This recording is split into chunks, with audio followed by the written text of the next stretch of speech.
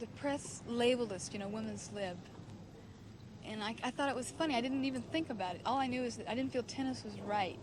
We are a part of women's lib in that we have done something and that we've created an opportunity for women of all ages to at least try to make it. Billie Jean King, world tennis champion and leader of a special brand of female revolutionaries. During a tournament in Denver, Colorado, she sits under the trees with 40 other professional tennis players. They run their own circuit, proving in a male-dominated sport that even in a frilly tennis dress, ladies can be liberated, especially when backed by $500,000 worth of sponsorship money. Now that tournament will still be held, but it cannot be for $100,000. We're hoping it will be for $65,000. It'll certainly be the biggest we've ever played in. The group hire Pip Jones as tour director, for they are a cooperative venture, owned, directed and organized by the world's top women stars. They settle their business at meetings like these throughout the country. And unknown junior players argue with stars like Billie Jean King, Nancy Gunter, and Julie Heldman. The group was formed because women have for decades been exploited as the poor relations of tennis. Yeah, Julie. Listen, you know this 10-minute intermission that you said the girls weren't going to have? Listen, I really think we've got to have it. It's just... Julie Heldman is the spokesman or shop steward for the girls. She is a Stanford history graduate and a very tough negotiator. Don't tell me the women did not hold up all of Forest Hills last year, and yet this year women are still getting a half to 1/3 of the prize money of the men at Forest Hills, and they're drawing the crowds. Before 1970, when the tour started, in order to play a tennis tournament, you had to go and write a letter or beg a tournament official to give you money in order to play, sums of $150 to $400, so that you would appear. And if you had a shapelier body or a wilder sex life, they would certainly accept you faster than if you had a strong forehand. Now, what do you mean by that? Do you mean that there was bribery and people indulging in immorality to get into tournaments in those days? Yes, I mean it. There was actually 2 or 3 whores on the tour, not of a very high caliber, who would not get into very good tournaments most of the time, but who could always get the equal amount of prize money as myself, who would be fighting out there and grunting and groaning to win points. Presiding over this collection of sporting suffragettes is a Birmingham suburban couple. Pip and Ann Jones travel everywhere with their baby. Ann was, of course, Britain's greatest woman tennis player and Wimbledon champion in 1969. What's an ex-Wimbledon champion and a suburban middle-class housewife doing in the middle of a circus like this? Well, actually, nothing. Pippa and I are following around my husband, who is tour director of the tennis circuit over here. And how long is this going to go on for? Oh, about another 2 months yet. Do you have to live out of a suitcase virtually from hotel to hotel? Yes, we do, which is, of course, quite difficult. It was hard enough travelling around with all one's tennis clothes, but by the time you packed a high chair for her and a stroller, a pushchair and everything, it's quite hard work, but it's only once a week, and by and large we get used to it. After all, there's no housework to do, no cooking to do, so there's that, and I enjoy being part of the tennis scene. All my friends are in it. Spent long enough playing, so, you know, it's in many ways for me it's very enjoyable. Well, can we turn to your husband, Pip Jones, who is the director of the women's tour? What's so unique and important about this tour, Pip? About the women's tour? Yes. The fact that it's proving to the world what Gladys Hellman knew to be true, that women's tennis on its own, without men cluttering up the landscape, is an interesting and a profitable proposition. But don't more people want to watch men's tennis? I think possibly they do, and that's up to them, but we find that many people want to watch women, and that's all we're interested in. We would like to have played along with the men, but the men got the idea that they were the only ones who mattered, and they literally forced the girls to go off on their own to play their own tournaments. Playing as a pro is a hard way to live, but it has its rewards. This is Jill Cooper. She comes from London and is ranked number 4 in Britain. She's an ordinary English girl thrust into a weekly tennis circus, playing for keeps with world-class athletes. We turned up in Denver to see her play Rosie Casals, expecting a crushing American victory. But playing in the women's lib group has taught Jill a trick or two, and she pulled off the upset of the tournament.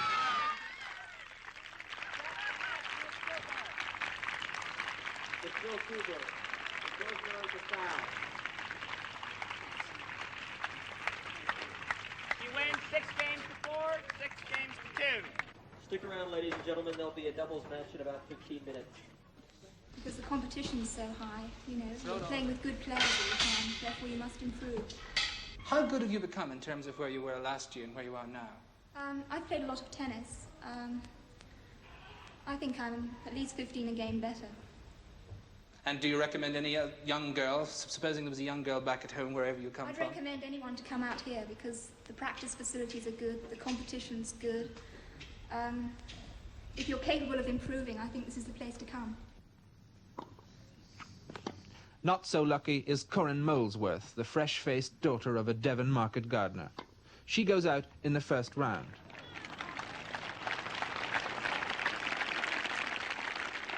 Corinne must now pack her bags and follow the circuit 2,000 miles to the next tournament at Newport, Rhode Island. But first, she picks up her week's prize money, $125. Which isn't bad for one day's work. She just about breaks even on the week. I asked her how she fitted into this militant group of women. I enjoy being part of the group. I think we have to stick together.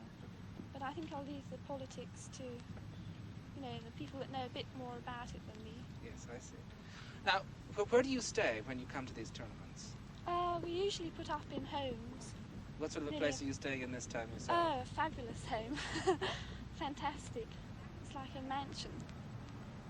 You know, the people are fantastic. They've been very kind and friendly. Just taken me into the home. I feel like one of the family. For Corinne, the American tour is a new and fresh experience. For in every town, local bigwigs jostle each other to have the tennis stars as lodgers. Corinne becomes, for one magical week, the adopted daughter of a millionaire. He even provides her with a private tennis club to practice in.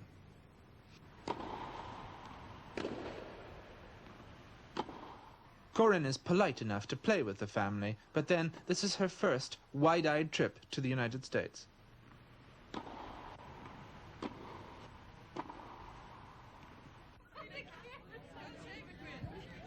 The girls have other social obligations.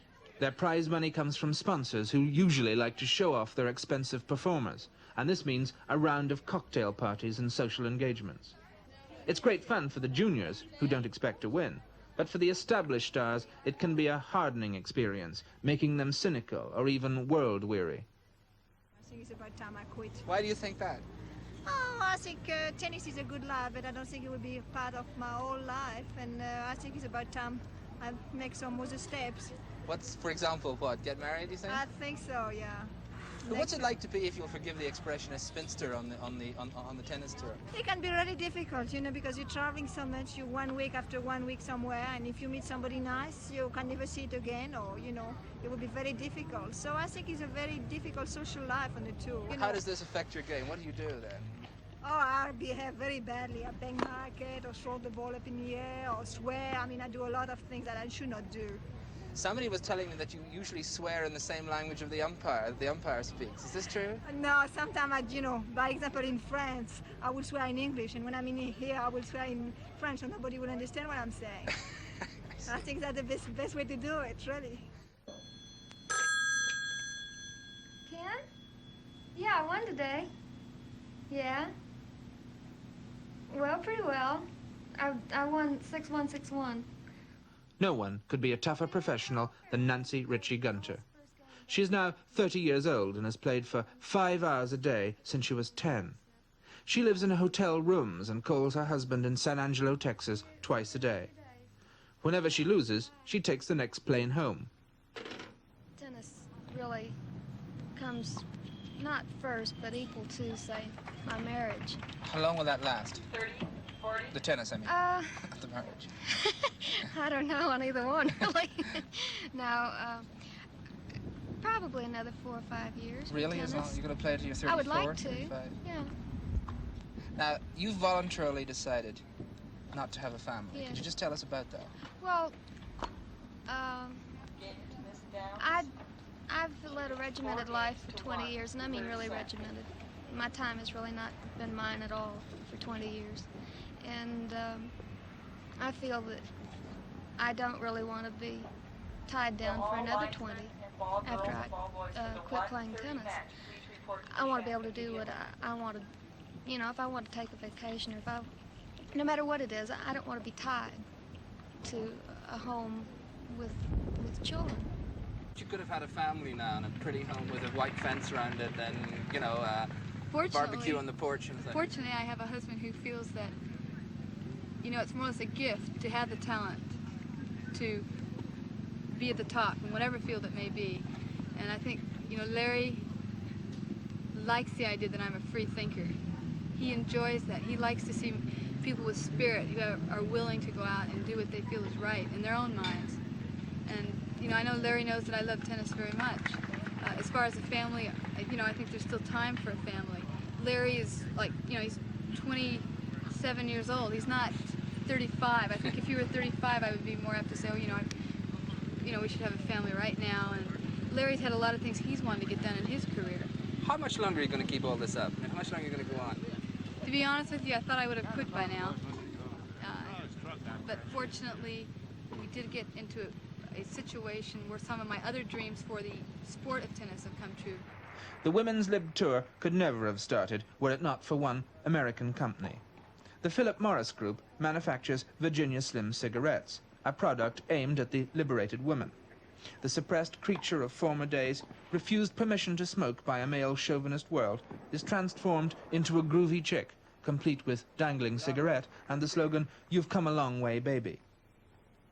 That motif is repeated constantly around the courts, wherever the women play. It's an irony of commercial life that few of the tennis stars actually smoke, yet depend upon cigarettes for prize money. They are goddesses to the young players, especially Billie Jean King. Come along to the courts any morning at 8 a.m. and you will find the old lady, as they call her, teaching a group of aspiring champions her own route to success. What's our question, I think, is for some more time. Did you step with it? That topspin is good, that last one, because, you know, you really hit through it. But most of yours kind of go like this, blue. There's nothing better for a human being to be able to get paid for playing the sport well. We are entertainers, we are performers, and I think a lot of the girls have changed for the better, and that they have a lot more personal pride in their personality. They feel, I've done it. I didn't have to ask mom and dad for the money. I didn't have to ask a group for the money. I did it because I played well. I earned that money.